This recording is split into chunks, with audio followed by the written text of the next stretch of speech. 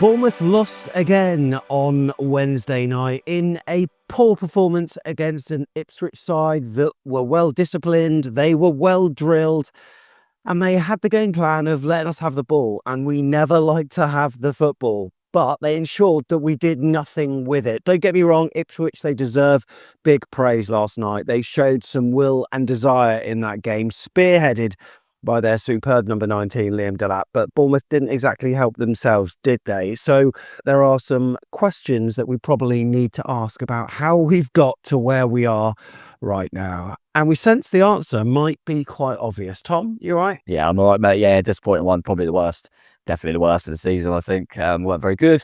Rightly, as to give Ipswich some credit, they're a team that obviously, having seen Wolves had just won, should have been really deflated and kind of, and they weren't, and they had a good game plan, as you say, so fair play to them. But yeah, we ran out of ideas, ran out of steam. And it was just a real poor performance, mate. But we'd have to bounce back very quickly.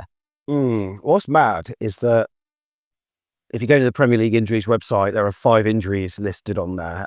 There were 4 before the Man City game, the smallest number of absent players that we've had for a long time. But at one stage, we were in double figures, and that was just before the Newcastle game, where we didn't make any subs until the 82nd minute. And the only person that we brought on 82 was Jebison. We brought on a couple of youth players. Jebison, as we know, had an unsuccessful spell on loan at Watford. So I thought things were bad then, but the results meant that we weren't really worrying about it. But it seems like all our chickens have come home to roost somewhat in terms of, and the phrase burnout's been used a lot over social media. Yeah, absolutely, mate. But I think you can, you probably easily go back onto some of the shows we did around January where we're saying, the amount these boys have given. As you say, we couldn't really make any subs. We're down to the bare bones, and some of the performances they were putting in were absolutely, we were in disbelief. It was incredible what they were doing. And you're going, right, get them to the January window, get a little few bodies in, or don't loan out players, or bring some of the loan players back. And, they'll then, when it catches up with them, we'll be all right. We decided not to do that. It was always a fear, but you obviously remain hopeful. And as you say, mate, now we're paying the price for it. A lot of people say, well, if there's not the right player to get in January, I totally agree with that. But I reckon Joe Rothwell comes on last night, Jay Nantley would have come on last night, Max Aarons would have come on last night, Phil Billen would have come on last night, Roman Fev may have come on last night, Hamid Traore may have come on last night. There are players that we decided, and rightly so, weren't getting in the team. Yeah. So when they let them go out on loan, I thought that's fair enough, let them out on loan, replace them with a few bodies that, we can bring in so these lads can go and play football. We bought in no one. Well, we brought in players that can't play. Yeah, Croupy. Or players that are for the development squad. Yeah, exactly. So now we had that period with all the injuries. The lads put in so much that they're now burnt out, and Antoni's turning around at the bench, and no disrespect, he's looking at an academy team on the bench. I don't understand why people are so surprised. His hands are tied behind his back, in my opinion. We're not playing well, and obviously we had the players out there. We should have done better in the game, of course. And we said this before, that Andoni is known for his substitutions that change games. He's literally, I think I put this after the game, he's going, right, we need to get back in this game. What am I going to do? His options would have put Dean House at the right back and bring on Dan Jebison. Dan Jebison, no disrespect, if you're trying to go for Europe, bringing on that, Ipswich are going down probably. You would have thought so. If they don't, then it's a remarkable achievement. But they're certainly going to be in it till the last day. Their subs bench and the players they could bring on, they brought on Jack Clark, who would have walked on. All this. Why are we going for Europe? Ipswich are probably going down. They had a better bench. They had a better bench than us. They did. And I would argue that a lot, barring a couple of players like Brooks in particular, I think when this weekend comes and you look at the Championship, I bet a lot of them have got better benches. And that's the decision we made, mate. And I just feel a little bit for Andoni that he'll feel, we're in such a good place. So I just need a little bit. Nothing major, because we were brilliant, just so I could help these players through. Ryan Chris is a prime example. Clearly not fit. We have to play him. Just the 5 injuries, though, before the game yesterday. And like I said, we were in double figures against Newcastle. So we have had players back, but it just seems that even the players that he is picking, they're just tired. Yeah, because they will play. Yeah, and he's still shoehorning players into positions where we're not convinced about them. And look, it was poor on the pitch, poor off the pitch as well. By the way, the atmosphere I thought was terrible, shocking yesterday. If only those who booed at half-time put their vocality into the previous 45 minutes, that would have been quite handy. And I think the atmosphere was quite well conveyed on our match day vlog. It was really subdued. By the way, one eagle-eyed viewer picked out the fact that I've got my finger taped like the Naomi. Yeah. It's because it's actually because I trapped my finger in a drawer that day and it bled everywhere. Ironically, I would have taken a draw last night. I've also been reminded by some people. Can you make Sam stop doing predictions, please? Look, what I say does not matter. What we say doesn't matter. It doesn't matter. What did I say to you when you went 4-0? I went, oh, it was done. No, it doesn't matter. It does. Doesn't matter. Okay, well, I'll predict a loss then. Good, right? And maybe I'll be correct. Yeah, we'll beat West I Ham. hope not. We'll beat West Ham. But I think in football, and I said this on our Telegram group this morning after you did your excellent player ratings, by the way. Well done for fronting up and doing that arm to that one, because that was a bleak performance. But in terms of our atmosphere, I sort of said that the harsh reality of being a fan of Vitality is that we've got a significant number of supporters who just turn up to be entertained, and they aren't perhaps as invested emotionally as we are in the football. They probably don't read the Bournemouth Echo after the game. They've probably never heard of Back of the Net, and they forget about anything to do with AFC Bournemouth until they just go to the match day, because it's a routine. It's a chance to catch up with friends and socialise. If we win, yeah, it's a bonus. But you know, and that's fine. That's absolutely fine, and that's their right to be like that. But I think the stadium size is what's kind of really important. I really hope that can happen soon, because we've got so many fans that want to be really vocal on a match day that can only express their views on Twitter because they can't get to games. And we need all these people together, because yesterday we're a very reactive fan base. We're not very proactive and didn't really help the players on the pitch. And it was just the whole day yesterday. It was just such a malaise. Yeah, it's difficult as well. I mean, you know me, so I'd love to have a shout and stuff. But it's very where I am behind the goal in North Stand.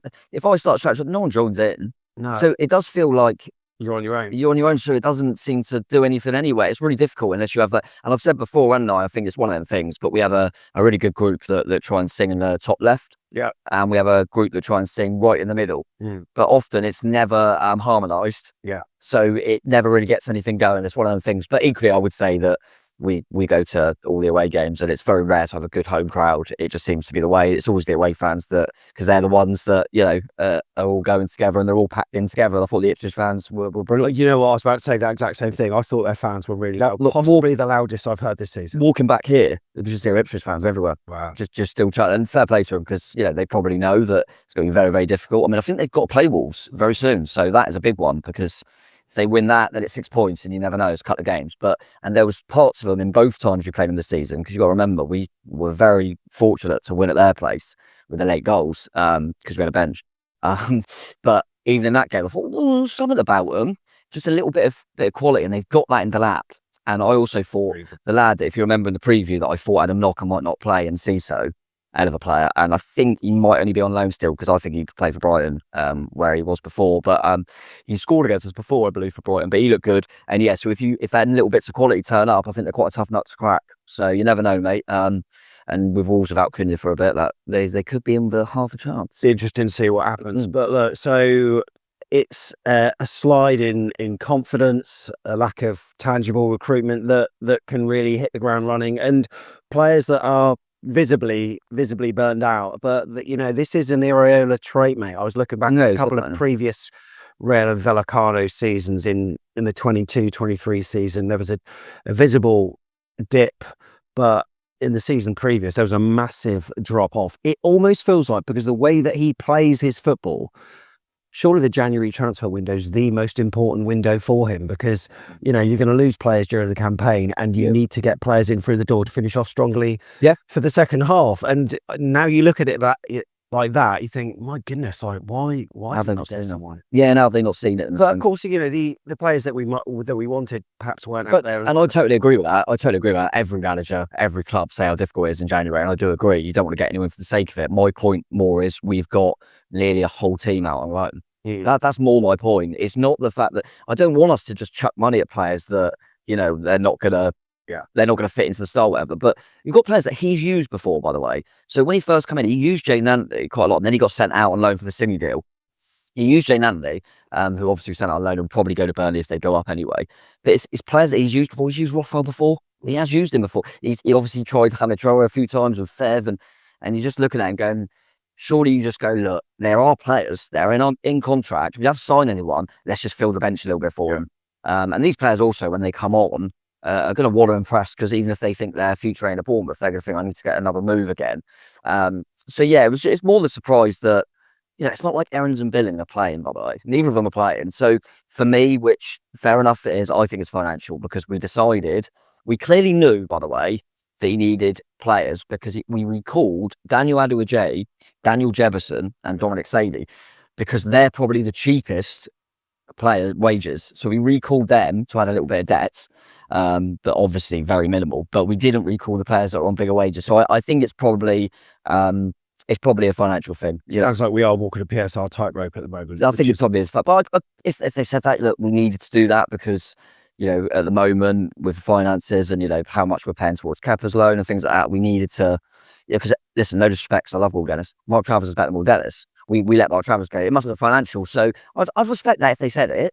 Maybe they can't do that. They probably can't. Obviously, it gives the initiative to the clubs knowing that we're in the same. Yeah, that's true. And if that's the case, that's the case. And I don't want us to be in any sort of trouble financially. So fair enough. But my concern then will go to, is Andoni going to think, so there's a bit of a limit then? And that's my worry. But, it's what it is, mate. Win the next field, be fine. You've said this season, don't look at games on paper, and I'm starting to just think, there's no point in doing preview shows because really, whatever we think should happen, listen to it. Yeah, just listen. Whatever we think should happen really does. And Ipswich are, the most gettable team, barring two others. Leicester we lost to. Yeah. And games on paper, is not necessarily sitting on them. I think you mentioned that earlier, mate. Just so I was going to say, I think you mentioned that earlier about having the ball. That's the problem. It's because these sort of teams want you to have the ball. Yeah, they're happy with it. Yeah, and we've shown that we're better when the other team have the ball, and we could be more explosive on the counter attack. Rather than trying to make something happen, we don't seem to have that as much. You want people like you, Alex Scotson. I actually thought Brooks gave us a little bit of a spark yesterday, just because they're the type of players that maybe can find the pass, but we've got more players that rather than find a pass can just be explosive on a counter-attack. And I know it sounds stupid now, but our next game is against Graham Potter team where West Ham fans want to be entertained and they want to play football, and that could suit us a little bit more, mate. But I think that's more of the games on paper thing that I think is that these sort of teams will let us have it, and that's where we struggled. It's an easy question to ask after we've lost a few games, but could there be an element of other teams working out how to play against us, maybe? I do think there's an element of, whether it's working out or not, I think that you will always look at Bournemouth as Bournemouth, and I think we benefited from that a lot. And I think teams are now looking at us and going, ball for a top side. So we're getting viewed as like if they were playing, rightly so, by the way, but like if they were playing like a Villa or something, they're thinking, it's Bournemouth, they're one of them teams up there. So yeah, that's got to play a part. And like I always say, we get annoyed when we've had these big results and all everyone does is go, Man City had an off day, Newcastle had an off day, and don't give them the credit. So I do think these teams, whether it's working us out or what, do deserve the credit as well. We're not performing, but I'd say Ipswich in particular, there's a really, really good game plan, really well coached from McKenna, because they haven't got players that are as good as our players. They haven't. But you didn't notice that out there. No, you didn't. I don't think many of our players emerged with much credit yesterday, in fact. But you know what? Maybe I don't blame the players. Maybe I blame the fans, because ever since we've sang that song at bloody Southampton, is this the way to Barcelona? I heard the Forest fans. Absolutely appalling. Hey, I tried to give you the Transylvania one to try and get us confident. Or we start getting a little bit worried about this new complex, because it's always the way, isn't it? Always the way that surely, like when you move into a new home, like everything's everywhere and you just don't know where things are, so you can't really focus on if you're going out for a meal. Your head's still a bit scrambled because you don't know where stuff is. I'm sure that's not the case. But look, if this is happening this season, right? Should we mention the E word in this podcast? I think we have to, right? If we were in Europe this season, mate, as well. I mean, look, we had an early Carabao Cup exit, right? We've had 4 matches in the FA Cup. That's all we've had, really, apart from the league. And we're struggling as it is. In Europe, just imagine what it would be like next season if we managed to get it. And we had the same sort of dynamic of squad that we have now. That's the point. I think they would, these people are intelligent at the football club. And I think if that were to be the case, and it'd be amazing if we were to sneak in there, they certainly wouldn't go into it with this size squad, for sure. And I think also you've got to remember that getting into things like Europe will bring more income. I think we probably know that we'll get quite a lot of money for a couple of players. Yeah. So I do think the squad will be padded out anyway. So I know what people are saying with that, and it certainly might play an impact. But to be honest with you, mate, if you offer me 15th next season, but we're in Europe, I'll bloody take it. Yeah. A few people have also suggested to me that a couple of players that did look as though there was a bit of a malaise may have one eye on what could be ahead of them. It's an easy thing to say when someone's putting a bad performance, isn't it? I do get it, because, you know, they are human, and if they feel like they go to a big club, it might play a little bit of a part subconsciously. But I don't think these people, you know, these players are running through brick walls for us and giving us some unbelievable memories this season, and literally providing miracles in certain games. They haven't just turned it off. I just think there is definitely a bit of burnout. I think there's also a bit of lack of confidence. They're not believing as much. Everything was just turning to goal, wasn't it, before? Yeah. And I think now we're conceding sloppy goals and we're thinking, oh God, we got to go again. I ain't got the legs for it. And I definitely don't think it's all that, because I don't think, listen, name a few players. Semenyo is clearly burnt out. Obviously had a really dip in form. People were talking not so long ago about him going for over 50 million. No one's bidding that now. No. So why would he throw the towel in? Yeah. That wouldn't make any sense. And in my opinion, Middleskirk is going anyway, so it wouldn't make any difference. And listen, these sort of players have had a few off games, but they'll still put in performances this season. I don't think the heart's not there. I do think the legs and the confidence has been affected massively. Just want to say, if anyone's watching YouTube and is watching me look a little bit uncomfortable, right? I've had this trapped nerve in my neck for the past 3 weeks. I'm on like Happens with these blood, isn't it? I'm on amitriptyline, I'm on ibuprofen, paracetamol, painkillers a lot. Ibuprofen gel. So if anyone sees me jerk all of a sudden, I've got this pain, right? And it's my left arm is basically numb. And I've got tingly fingers and it feels so numb at the moment. Like every time I feel like I'm a broken man. Really, this is what I've got to look forward to. This is what happens when you start running, is it? Eh? When is it? The little fitness side. I nearly wasn't going to go last night. I wish I had. I wish you had. I wish I hadn't. But I thought, when I've done that before, we've always put in a good shift, like the Everton game. Oh, yeah, you never can come out. Yeah. Thought it might work in a mysterious ways, but it definitely did not. So let's take a look at the league table then, and we are in 10th position. 44 points. Ipswich, they've managed to retain the gap because obviously Wolves picked up a win against West Ham. Yeah, so for them, wasn't it? Yeah, that could have been good had West Ham done them a favour. But there they are, 9 points adrift. I want them to do it just because it's always nice to have a bit of a survival scrap, and the other two are gone, aren't they? Yeah. I would have thought so. So yeah, it would be nice for them to have a little bit of a fight in there. And I don't know, there's something about them. I quite like them. I think it's because I quite like McKenna. I quite like the fact that he's a young coach coming through, and I want him to do well. I really like the fact that they've got a young English striker that I think, when you look at it, other than Kane, you're going, he can really battle it out. I think he's brilliant. And even like O'Shea and that at the back, I thought they were really solid. So they've got some good players in there. So I'd like him to pick up a few more points. Yeah, some really good moments yesterday. I thought, I love that hold up play. Yeah, from him, and just really good. Good away day. Decent away day. Good away day. What's that pub called? The Station or something? Oh yes, so yeah, because it's on the station. Love that. Premier League form table then. Bournemouth still in a not good place. 17th, Ipswich 18th. Fair play for them for getting the win. So let's take a look at the team lineups then that we heard 75 minutes before kickoff yesterday. And yeah, a bit of a surprise with the midfield three, maybe. I mean, we sort of knew that Justin Cliver was potentially going to be a doubt, but we weren't sure. We were chatting on a WhatsApp group whether Alex Scott or Ryan Christie would be playing that deeper role. Who's going to be the 10? Who's going to be deeper?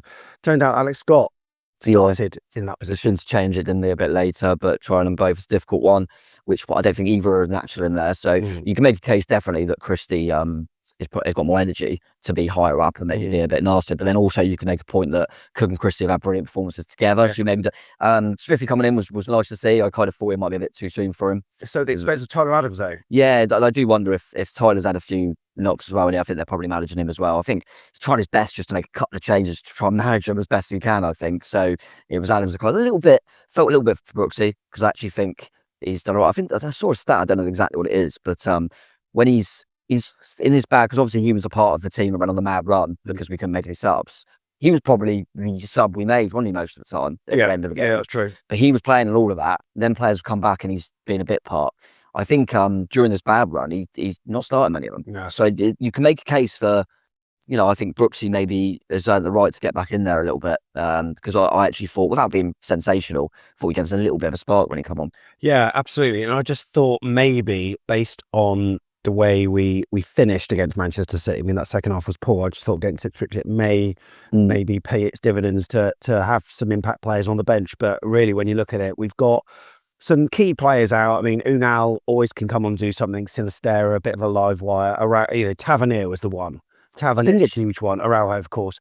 And Clive. Too. I think it's having them all in the set. So we've got all the defenders, but apart from Araujo, so you've got options like Celeste's on the bench, Hill's on the bench.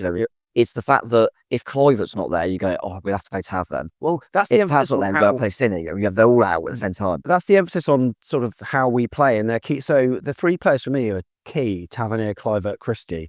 When you've got maybe two of them, you're okay. When you've got one, as we had yesterday, that's where there do seem to be problems. Yeah, they're definitely. And then you just want. Plus, he's carrying an injury, Christie, or carrying some kind of medical issue, so that doesn't help him either, of course. Yeah, that's where you're getting to a point now where you're thinking, oh God, are we going to keep up? Because I think if it ended up that, hopefully it doesn't, but if it ended up that Europe was virtually impossible, then I think they would just say, Chris is out for the season. We're going to get him operated, so he's back quicker for pre-season. At the moment, as much as people are saying it's done, it's 3 points. We're not going to do that now.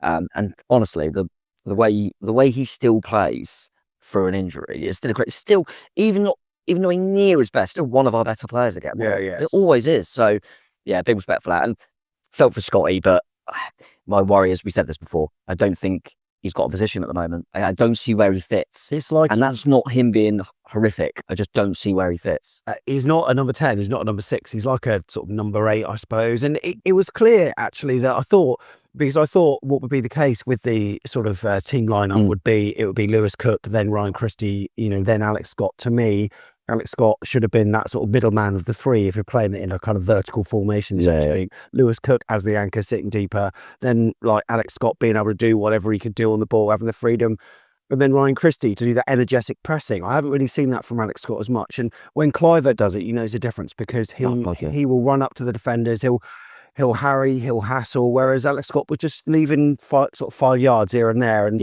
I don't know. They seem to be relatively comfortable actually on the ball at the back. I thought Ipswich, where previously, maybe putting a lot of pressure on teams. I don't know if you apologies if you were going to go into it, because I was just going to say about the one time Alex Scott did it. Yeah, do it to now. Cool. Yeah, and that's when it produced a chance for him where he did close down quick. One of the few times he did. I think it fell to Christie. He then put it back into him. Had a shot. Yeah, clear that was it. Perfect. You go, yes. Yeah. And I just wish if that had gone in, you'd either gone, oh yeah, that's what I did. Yeah, because that was perfect. I was really pleased for him. So I thought Irregular will be going, yes, that's what you need to do in there. But it just didn't happen again, did it? But that showed that when we got it right on that one occasion. Unfortunately, we didn't take the chance. But that would have been proper Irregular goal if we had nicked that in. It was a costly miss though, because about a minute or so later, Ipswich broke with the ball. And who was it who ran with the ball initially? Because I've got this guy. I mean, this still from the game that I've got on the screen. Oh god, it's absolutely scary. 5 men around him, and then he plays in Broadhead. He's got the freedom of the park, and he sort of does a Pew-esque chop almost onto his left foot, but it actually falls onto his right, and then he just puts it between Kepa's legs. Sorry, I said it was on. Did a Pew Corey Vaughan Pew's birthday, didn't it? Yeah, so nice little tap. But nice little trip. I get why everyone, and rightly so, is looking at that. Those 5 that can't get the ball off Enciso and have left Broadhead, but Zabani's playing him on. If Zabani steps up, Zabani's looking across. Yeah. If he just steps up, he would have been offside. But how does everyone get kind of... Oh, yeah. I mean, don't get me wrong. Enciso's really a full possession there, I think. Yeah, they're all over the place there. But yeah, from their perspective, worked it really well. But yeah, it was poor defending for sure. I thought all over the pitch, though, there was a lot of... from our defenders especially, actually, who are usually spraying out these really nice passes or finding the channels. A lot of hopeful but ultimately hopeless balls. They just looked like they ran out of it. It was unbelievable the way that players like Zabani, who I always think is 28 out of 10 every week, it's terrible. You're getting the ball and they're just kicking it. Yeah. They literally were just kicking it. There was no thought at all. And like you say, normally we're there and we're, making these clever balls in the channels where we're turning them and you can see what we're trying to do. Didn't happen at all. Like you say, it was literally just kick it and see what happens and hope Ever runs his nuts off and does something. But yeah, I don't know if that's just a belief thing or if they're just shattered and booted it. I don't know. But think we said this before. Normally, when we've played when we've had a few games where we're not doing as well, we keep the back door closed. Yeah. We're not doing that. We're conceding really poor goals. Yeah, that's right. So half time then, a lot of us talking on the concourse and kind of concerned about Ipswich how they might deal with the second half, and will it be another team that's very difficult to break down? Well, proved to be the case, but I didn't expect them to go up the other end and score to make it 2-0. But we had a couple of chances beforehand. Alex Scott just after half time, good shot from outside the box, tipped over the bar. We had a few other moments, but Andoni, like you said earlier, sort of made some changes, and that was taking off Adam Smith, bringing on Tyler Adams. Later on, David Brooks and Marcus Senesi came on for Alex Scott and Ryan Christie to go off the pitch. So I was trying to work out what on earth was happening. But like you say, Howson right back was made right back. Well, he's literally... He's done it before, right? Yeah, he's played fullback before, but he's just trying... This is what the point I was making, is he's just trying to change the flow of the game by moving people around and trying to, surprise them a little bit. But did too much change too quick? Because only 2 minutes later, they go 2-0. And again, you're looking at the defending for their goal, and it's absolutely appalling. It's really bad. Really bad. It's really poor. Like I say, that does really well, but I think it was about 30 seconds before, I think, Dango hit the ball over the stand. Yeah, one of the worst shots I've ever seen in my life. Yeah. And then he kind of gets caught a little bit. He's just had that, and they play the pass really well, but Delap just wanders in and just gets back on the return. It's a nice finish, but it was poor. And I didn't think Howson looked as comfortable at right back. I probably think that I was trying to work it out because I was thinking, well, James Hill was on the bench. Yeah. So why didn't he just take Howson off and put Hero right back? And my only thought process was maybe Howson's a little bit more of a threat if we're chucking balls in the box at the end. Because I think that's why he brought Celestia on, because he can get on the end and stuff from crosses. Not it. Quite often realised. Quite often he's always put Howson up in last minute as striker. Yeah, and you saw right at the very death when he took off Zabani. He would take off Zabani because he's not as much of a goal threat. So that was my only thinking, because I thought, well, you have got Hill on the bench, just put him at right back. Yeah. But yeah, no, it didn't. I didn't know how much difference it would have made anyway, mate. The attacking momentum, if you're watching YouTube, the height of the bars indicates the intensity of the attacks. And you know what? It doesn't, that seems to misrepresent the game, I swear it, because our attacks didn't seem to be that intense. Some of them are full height there. But we did have a moment almost immediately after their goal where Semenyo cut in from the left-hand side. It looked to me like it was a pen. It was awarded the pen, but you saw it a different way and you thought it was a little bit weak. Yeah, I watched it back. I think it was a foul. You of course weren't sure whether it was a pen or not, because I thought that it carried on into the box, but clearly. Yeah, I think it probably did, but it was just outside, so I could see why they went for free kick. But yeah, at the time, just watching it live, I thought when it went to VAR, I didn't think about the box thing. I just thought, yeah, they've obviously got a VAR because that's not a foul. I thought he went down quite easy, but watching it back, and actually no, he did get clipped, so fair enough. But probably was the right decision. To be fair. But then we did score, thankfully. Then we did score, and that was a nice play down the to the left-hand side. Semenyo and Brooks exchanging paths. As Brooks then ran to the byline, crossed it, got a touch, which helped it find Kirk, who had a shot. Should have come out, Martin. And Evan Ilson managed to stay just onside, slotted in the rebound, just smashed it into the ground, bounced over the keeper, and 2-1. At that stage, I'm thinking Luton Town. Yes, as good as yeah, loads of things. Ipswich away. Yeah. We have done comebacks, so yeah, you never know. And I think they would have been a bit nervy, but nothing really materialised. But yeah, I was pleased for. If you have a really bad game like that, and we're having a real bad run of form, but Ever still scoring. That's if you want to try and find a positive, I think. And if anyone deserved the goal, I think it was Ever for just being selfless from his runs all night. To be honest, pleased to see him get a full game as well. But yeah, nice proper poacher's finish, which is what you want to see. You want your striker to be there when Cookie hits his. Cookie probably should do a little bit better, but he just hit it. Yeah. But yeah, he was there to put it in, and I'm thinking, you never know. The Germinator's going to come on in a minute. You never know. He did come on. It felt like it didn't feel like we had many shots, but the shots chalkboard shows that we did have quite a few. 24 in total, 13 in the second half, but it didn't feel like that, I've got to say, because it didn't feel like the keeper was certainly tested, put it that way. No, not at all. Not I can remember, not really. He didn't have to make any worldies, I don't think. He was good, but most of them were like down his throat or blocked, and yeah, I never felt like it was coming, to be honest. So I was quite surprised when we bundled one in. Yeah, absolutely. 735 touches we had versus their 521, and the heat maps were showing that, the game was largely played in that sort of middle third of the pitch, and we just couldn't make any decent inroads to affect the game so much. And as we take a look at the average positions, as you look on YouTube, you can see where we're at there. I think this is like slightly skewed because obviously Ouattara and Semenyo switched a couple of times. So Ouattara almost looks like he's in the middle of the picture, but great defensive effort from Ipswich Town. As you can see, it sort of shifts when they make their substitutions a bit later on as we look to attack down their left-hand side. However, it wasn't to be, and Cherries emerged with a loss against the Tractor Boys. They ploughed us into the mud. And how ironic is it, Tom, that on this day, 10 years ago, Cherries bought on a talisman at Portman Road against Ipswich, who affected the game. That's what we could have done with last night. A bit of a Kenwin James. Oh, just a bit, mate. Yeah, it was, actually, I don't do it often, and that's not trying to down him too much, but I've never been kind of convinced on Unai.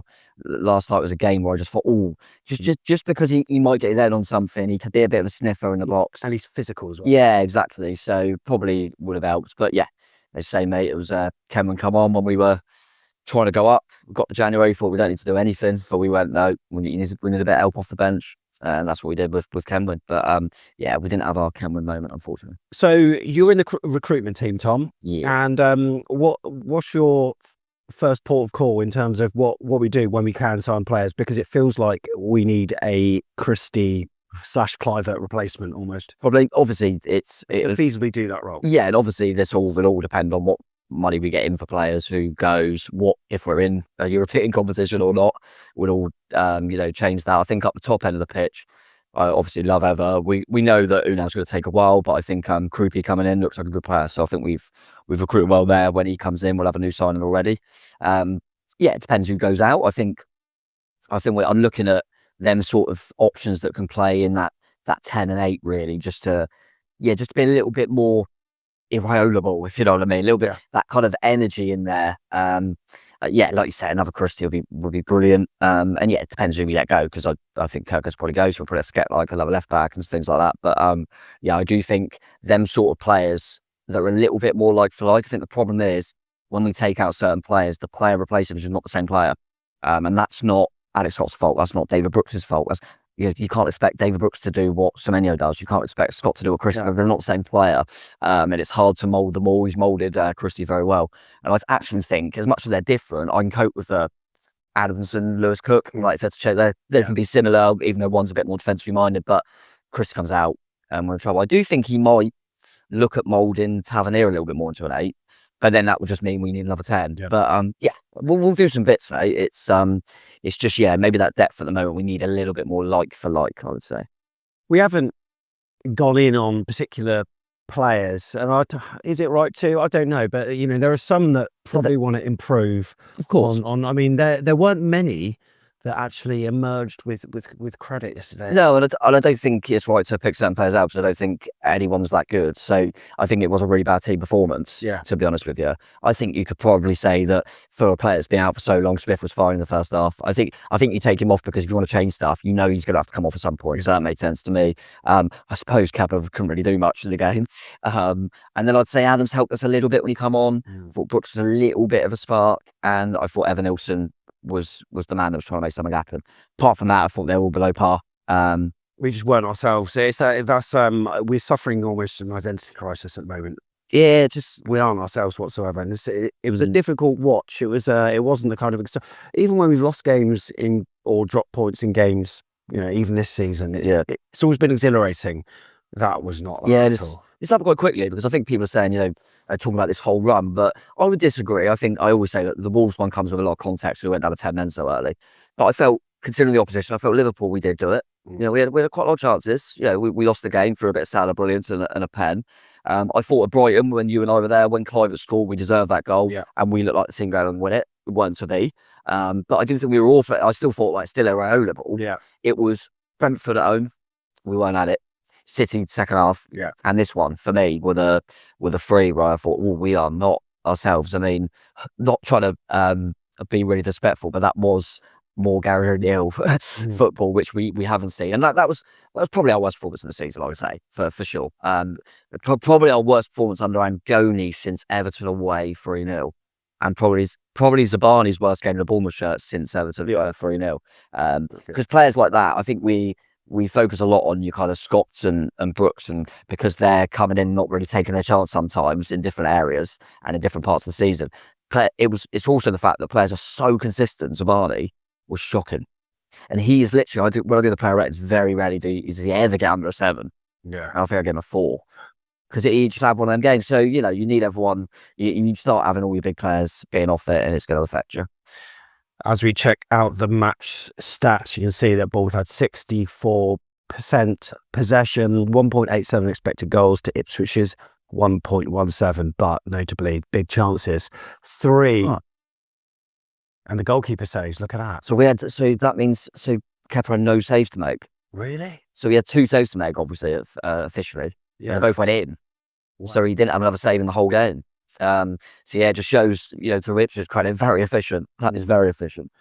And man of the match ratings, if you're going to give a score to someone in an AFC Bournemouth shirt, the highest score player, Tom, give me a name. Well, I'm going to do what I said for player ratings, and because he scored, that would help him. So I'm just going to go for Ever to be our best rated. Yeah, Ever Nielsen, 7.2, but theirs, of course, was Liam Delap. I don't know what his rating is. I thought, just for the Ipswich fans watching, I thought O'Shea, yes, oh yeah, it doesn't move. I thought he was brilliant at the back. I thought every time we put it in the box, he was there. He looked really good. I think that they signed him from Burnley. I think he looked very good.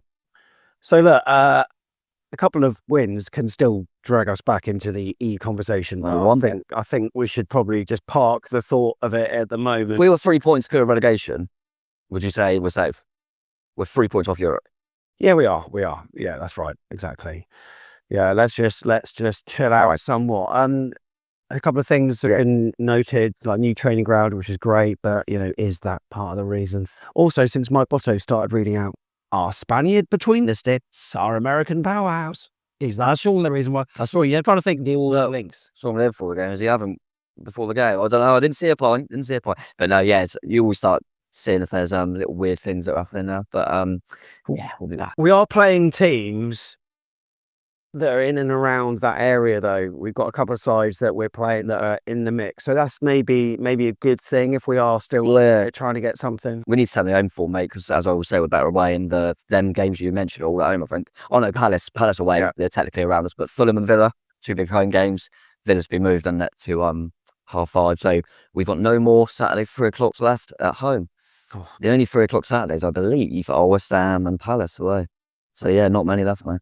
Not many left. Look, however you've been watching this, listening to it, thank you so much for your time. That we're firing out content as quick as we possibly can on this thing, given what we do during the day, our jobs and stuff. But you did your player ratings on Telegram, which is anyone on our Ko-fi, which is the equivalent of our Patreon. It's you can either do it one-off, but monthly is preferable because it shows your ongoing commitment to back of the net. And as a result of doing that, we'll put you on the Telegram group. Tom posts the player ratings and we post a lot of other stuff besides just £3 a month. If you want to get involved, just go to afcbpodcast.com/coffee. Plus we've got 12 back of the net mugs that we need to shift. They're just sat there in my kitchen. I really need to get rid of them. Okay, they're all boxed up, ready to go. Just buy it and I'll post it out. That's all you need to do, right? Someone said to me last night they want one on. Okay. Well, just send them the link. afcbpodcast.com/coffee. Click the shop section for the mugs, or just go to the monthly bit. We truly appreciate your support. Tom, it's been a pleasure. An absolute pleasure, mate. On to the next. You Eds. Show me the way to the piano. Oh, take that.